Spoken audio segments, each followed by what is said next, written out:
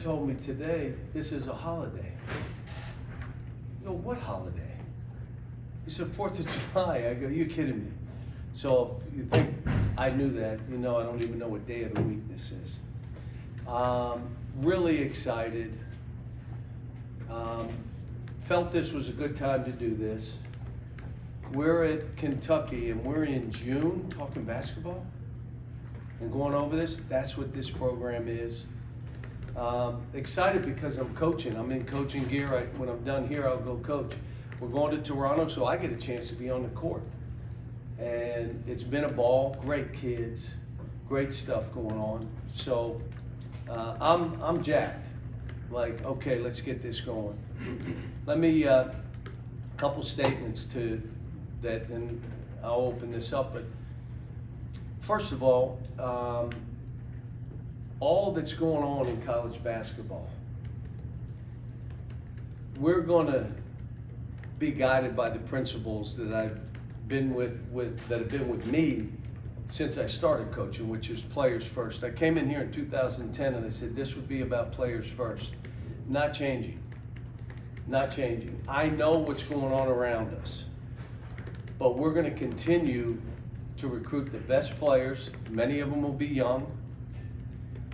This will be transformational, not transactional. Not changing that. The culture's not changing.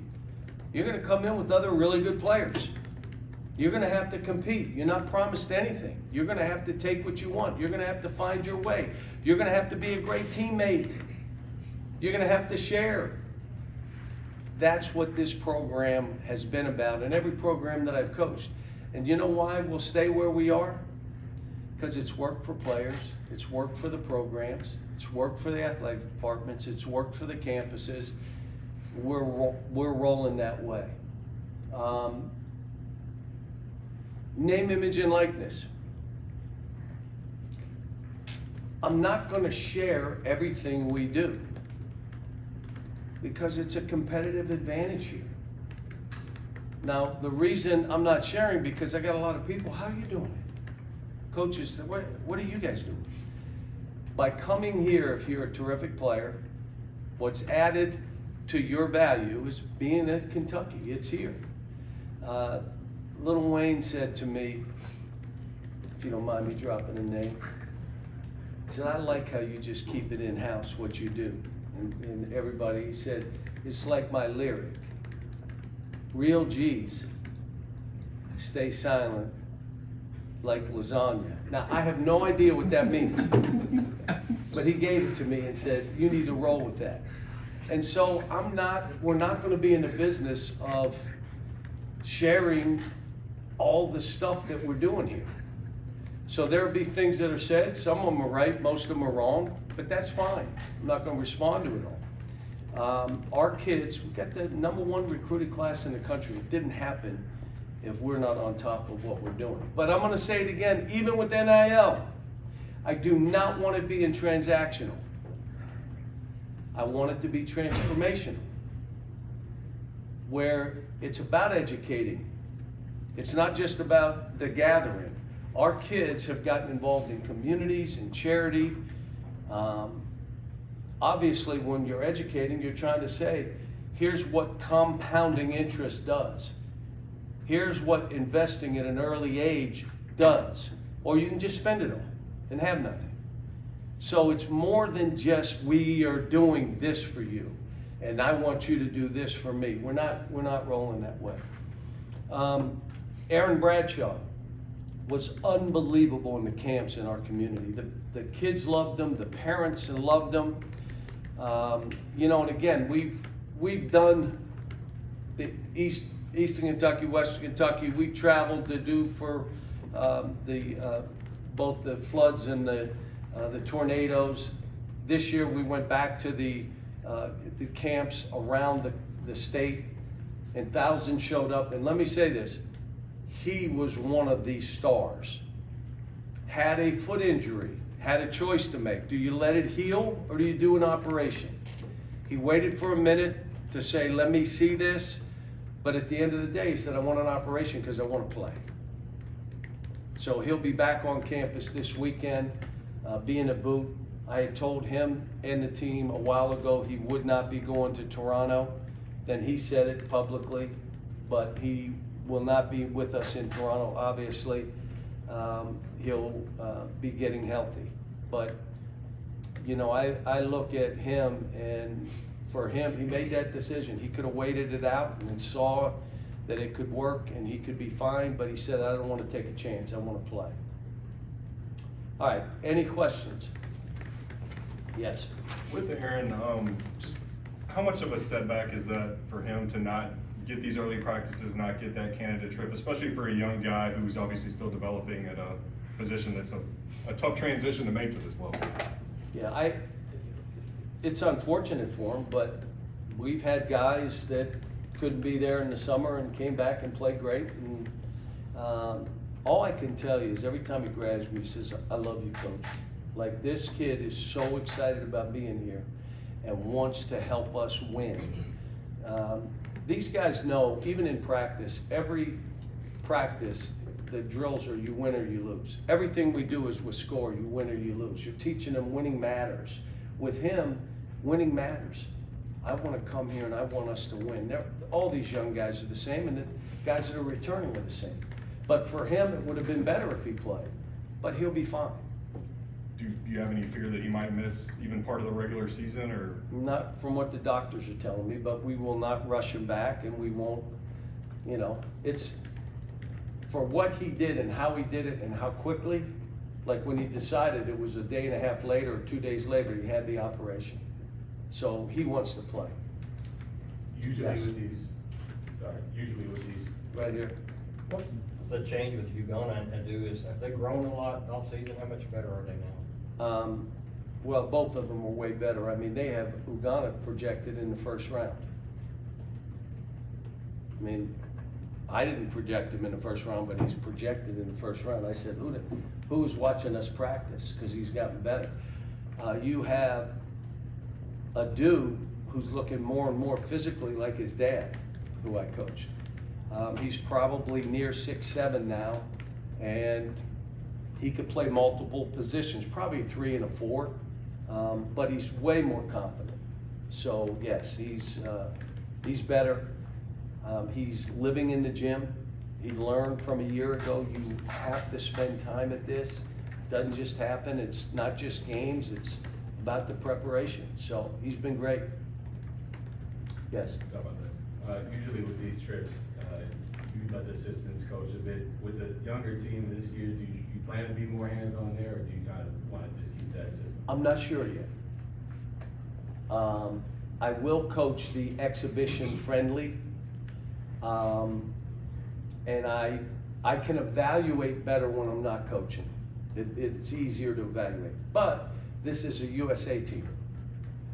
So it's not us going and playing in the Bahamas. So I may coach the games. I'll see how all this goes.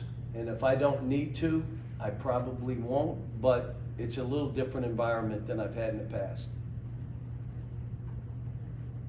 Yes. You guys recently added Trey Mitchell, somebody you posted that you've known for a while, and you get Antonio back, get some of those older guys. How important is it to have those guys? And are you kind of done with this roster where it's sitting at now with the players you have, or are you looking to maybe add anybody else to that? Well, because everything has changed, you have a lot of teams they need guys. I'm gonna make a guess, and I've been wrong before. I think it was 1978, 77. I would say 10 more transfers will happen maybe in August. So a team that thinks they have guys, you're not gonna have that guy. So why would that happen? How could that happen? Raise your hand if you have no idea what I'm talking about. You can't. There you go. Transfer because they graduated from the other school. They can do that on August 28th and transfer because they graduated. They don't have to, there's no time limit, there's nothing. My guess is at least 10 that will happen to. So you could make a foreign trip and the kid had graduated and he comes back home and he says, I'm going somewhere else. It might be something to do with NIL, but it may not be. So this is all different than we've ever dealt with in the past. One guy said, do you think there's anybody with 13 kids on scholarship? I said, probably not. So you asked me, will we do anything else? I don't believe so, but what if this happens and that happens? Maybe we would. It's a little different environment. And with us, if you're about players and they're putting their name in the draft, you have to let them go through the process. By going through the process, especially if one waits till the last day, that'll affect transfers. They don't know if he's coming back or not. What else would affect transfers? If you have the #1 recruited class and 5 of them are projected to be, or 4 in the first round, would that affect you? Yeah.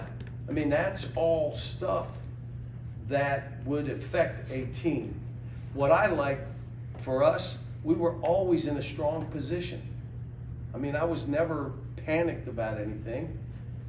So, you know, where we are, I'm happy about it. We got veterans. The best teams I've coached had really good young players and some veterans. Now, those veterans weren't older veterans. Sometimes they were sophomores and juniors. But they were veterans in that they played college basketball. Right now, Antonio doesn't look like the same guy. You know why? There's no anxiety. He knows what this is. He walks in, now he talks more. Now he's not like, where do I? He knows and he's just playing. That's like a second year here. But we got a bunch of young guys that are going through the anxiety, am I good enough? What is this? And then watching them play, great, they get along so well. It's a good group. And I wish Aaron was healthy because we'd have 2 7-footers, we have this, and we have these guards, and we're a top 50 team and all the other stuff. But it would be good to have him, but without him, we get to see some other guys. Now we get to see, okay, what if we have to put him at 4? What if we have to put him at 5? What if we want to go smaller? What if we want to go bigger? How we play all kind of comes down to who we're playing. You know, teams are going to have to do what I've done here, which is you don't really know your team, so you can't say we're going to play a certain way. We're going to do. You don't know who your team is. How do you know how you're going to play? I just know when we had Maxey and those guys, your top 20 offense. When we had Kellen in that group, we were top 5 offense. We're top 20 offense last year, and we played different all 3 years. We had to. The teams, there were certain ways. I had people talk to me about last year. You could only play one way with that team if you wanted to win, or if you're worried about what it looks like. Here, as you probably know, winning does matter. And so you're playing in a way that, how do I do this? Yes. There was a point early in the summer where. What was that thing again? Little G's. Some guy was on you, I have no idea. Move in silence. Move. Move in silence. Yeah. So now I'm going to be silent. No, go ahead. There was a point early in the summer where the roster was basically 5 freshmen, 2 sophomores. The anxiety level of the fan base was off the chart. You trying to tell us this is going to be the new normal going forward, a late in your roster? Yes. There was an Elite 8 team or a Sweet 16 team. You ready? Signed 4 in August. They signed 4 guys in August. There are teams right now that may change in August because this guy or that guy goes with them. Until the NCAA gets their act in order, this is what we're dealing with. So as a coach, you understand we got guys in the draft that are waiting to make a decision, which means it's hard for other guys to do. You got the top class in the country, and 4 of them are projected first round, 2 or 3 of them are lottery picks. You want to come in? If you're transferring, you would have been in the draft if you were a first round draft pick. You're not, and you're looking at them as though they are. Yeah. So it changes the dynamic. What happened with Trey was fate. If Hugs doesn't have an issue, that kid loved Bob Huggins. He wasn't leaving. And all of a sudden it's like, wait a minute, what's happened? I'm out. That's fate. But I'm saying if it wasn't him going forward, it probably would have been somebody else. Somebody else. And look, we waited for Jamal, we waited for different guys and got them later. And it's all played out. I mean, at the end of the day, you have to come here wanting the competition, wanting what this is. The principals I'm not changing. They guide us. The culture, it's not changing. It'll change young people, but it's not changing. The kids have done well. I mean, they go in the league and they perform at a high level, and they're all great teammates. I talked about Jamal Murray. I went and saw that game against Devin in Denver. In the beginning, the first half, he has like 5 points. I grabbed Roger. I said, Roger, you got to be aggressive. You can't be playing like this. Game ends, he has 20-some in the second half, and they win. And he talks to me after. I said, why did you start the way you did? Because my job is to see who I can get going, who's going to help us. So I start a little slower. That is a great teammate. Think about that. He starts slower so he could see. And that's, what we're trying to do here. Create good teammates, give them opportunities, be transformational. And then they all know the more we've won, that's when 5 or 6 of them get drafted. If you win, so winning matters here. It matters for them, it matters for us, it matters for the program. Winning is what this is about. Yes? John, how much, this team that we're gonna see in Canada, you've only had a couple of weeks, and the trade coming in now. 10 days. Yeah, how much will 10 this days. look like Kentucky basketball in 2 months then here, or how much can you put in? All right, so how much would you put in? Run and get open. Let's do a little pick and roll, let's space the court.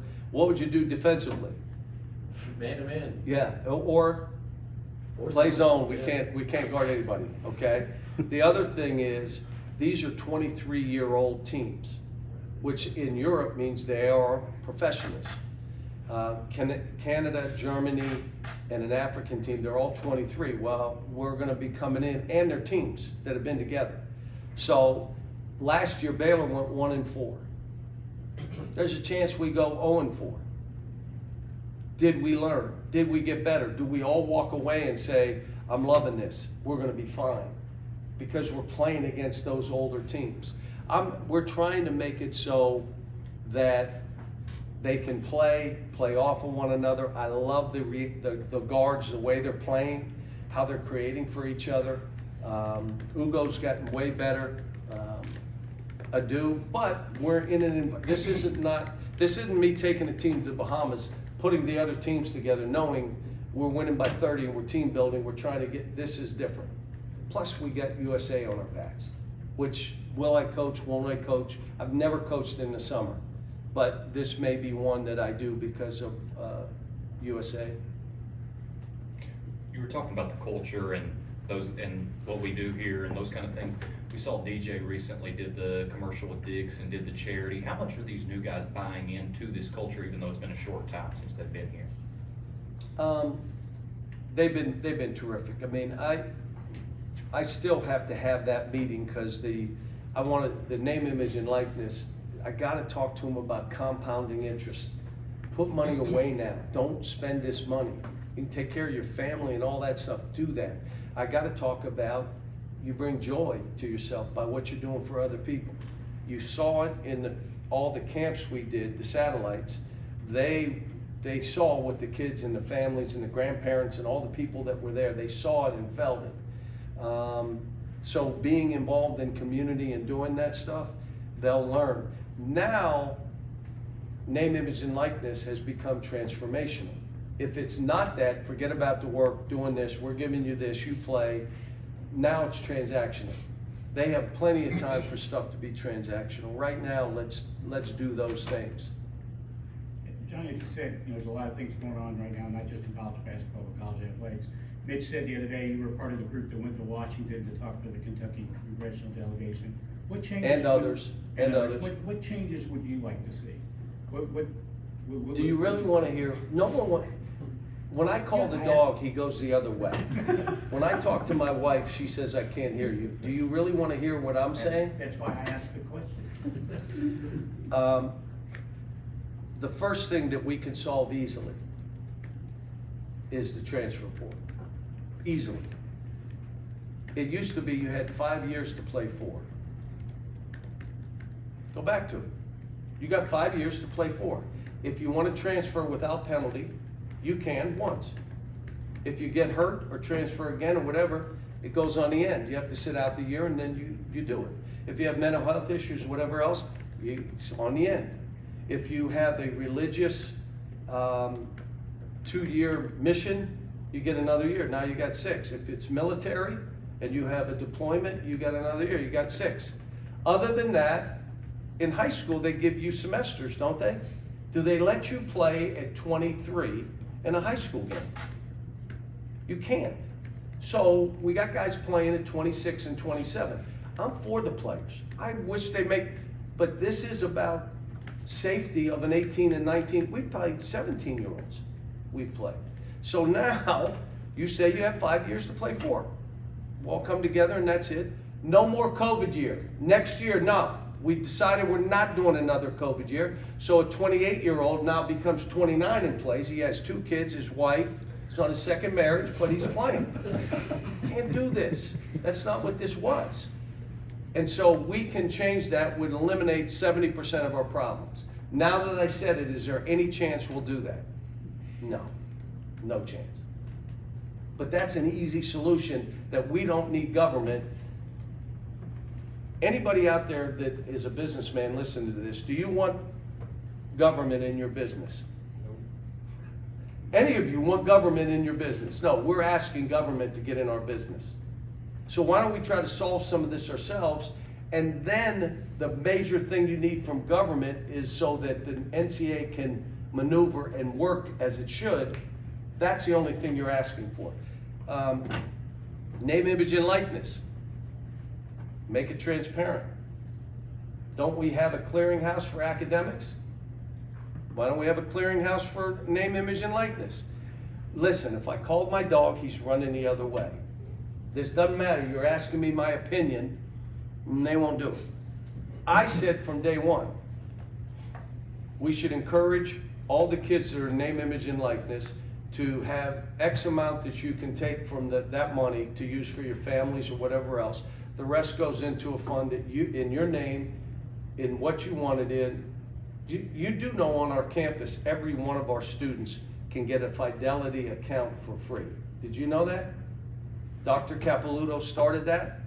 A free Fidelity. How about if our freshmen put in a few hundred, and all of a sudden they learn about it, and now the compounding, what we've done is enormous. Well, how about if my players who are making money are able to do that and leave, instead of with student debt, leave with a few $100,000 or more to start their life?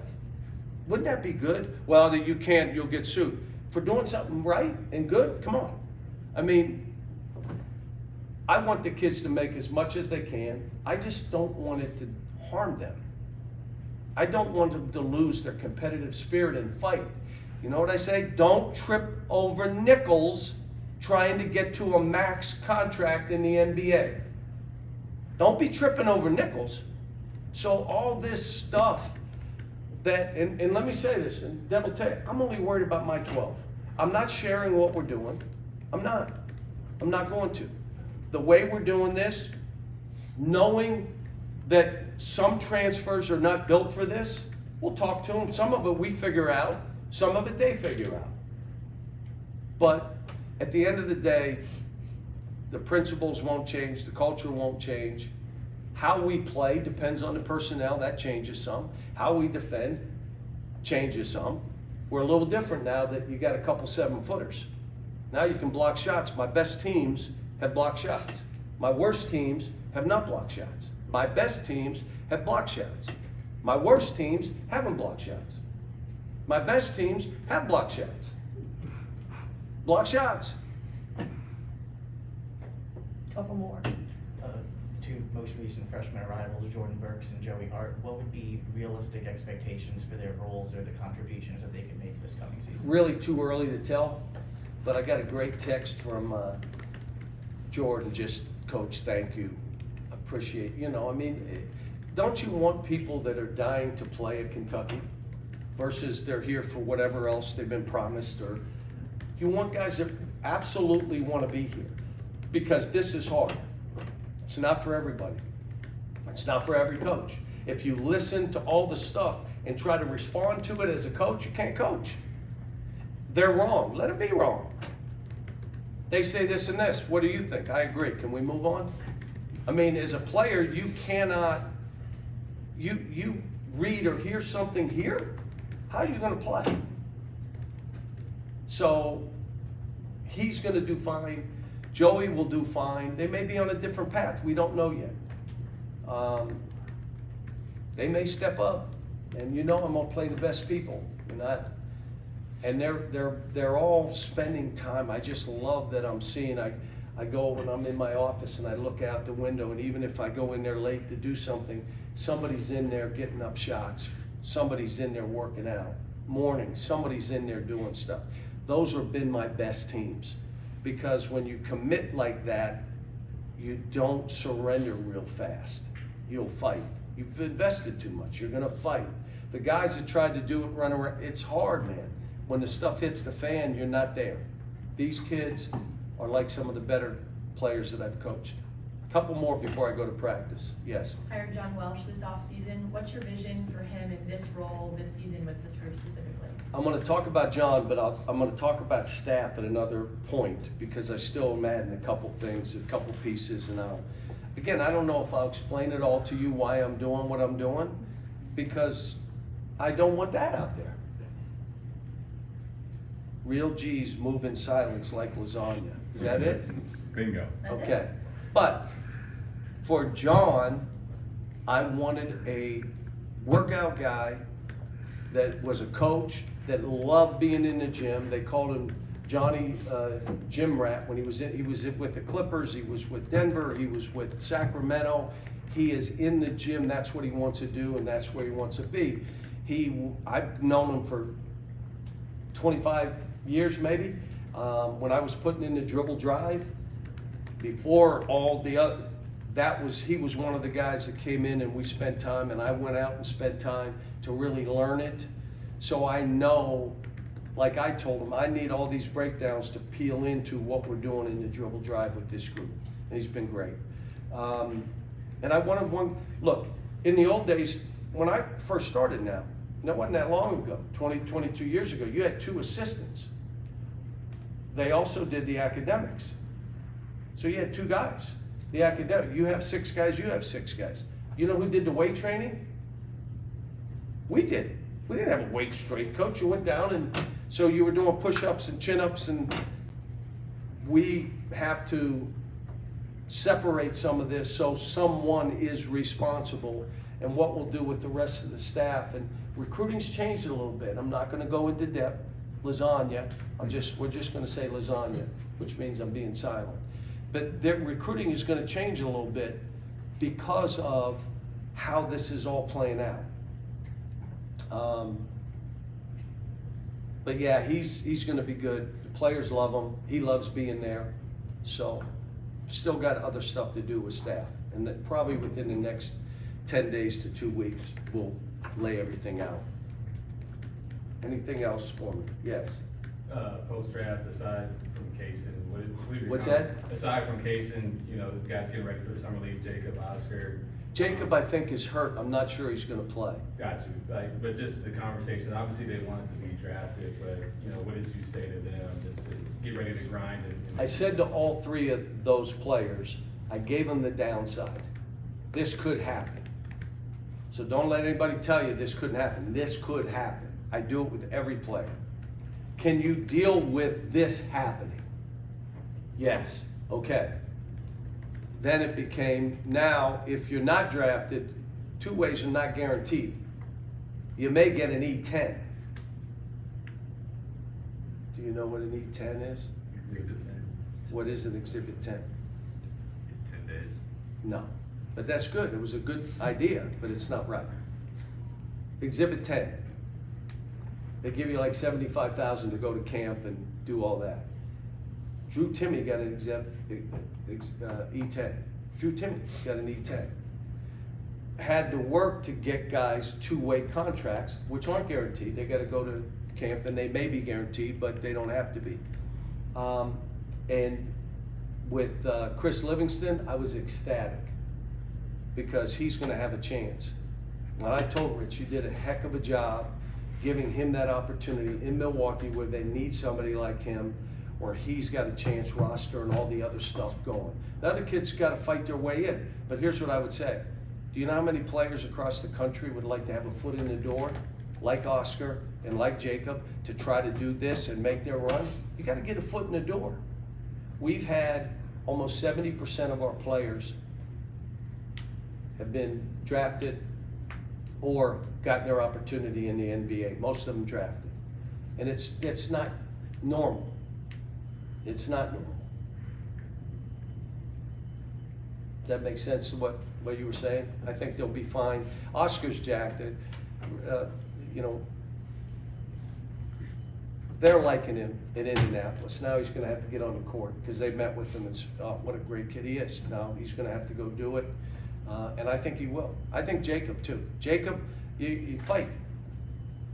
You learn to fight, now fight. You either make it because you got everything you need to be in that league. Everything. Now go fight. I was happy for Kaysen. I was sitting there and I was worried. I was making calls out ahead of 10.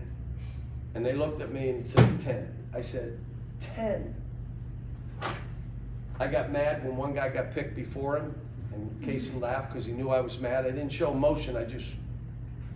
He said, you're mad, aren't you? Yes, I'm mad. And then he went 10. Again, he's a kid that's prepared for this moment. So I was happy for him. Can we do one more? Yeah. Close I'll it. give you a quick one. There's been a lot of Lil Wayne talk today, but you're going to Toronto and you're very close to the mayor of He's Toronto. not in town. Ah. He's doing, you know, I checked. Come on. Now, I do have keys to his house, so I may drop the team by his house because I want to see the court. It has Toronto Raptors. We'll leave some Kentucky, stuff there. But believe me, I already called. Said, come on, I need you to coach my team and be up here. But he's in, I think the first night he's in Detroit. I think he's close, but he's not in Toronto.